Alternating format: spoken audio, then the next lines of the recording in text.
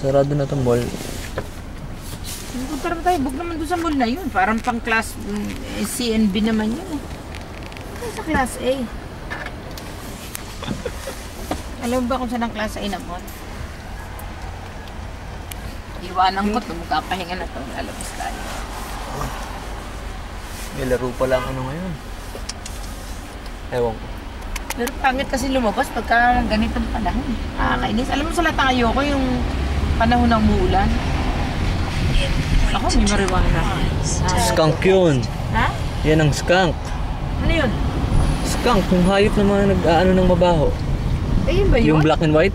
Saan yun? Galing? Skunk. Ay, hindi ko alam kung nasan siya. Pero, yung amoy niya kaya umuna ng kilometers away. Ano yung tsura nun? Black and white na parang musang. Parang panda? Na balahibo. Hindi naman umpos yung laki ng panda, pero black and white. Parang pusa? Oo, parang pusa.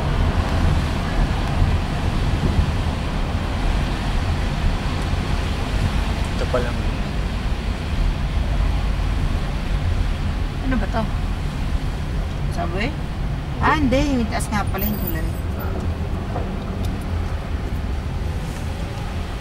Hindi kami dito dumaan, Rayan eh. Likod. Sa kabila kasi walang traffic.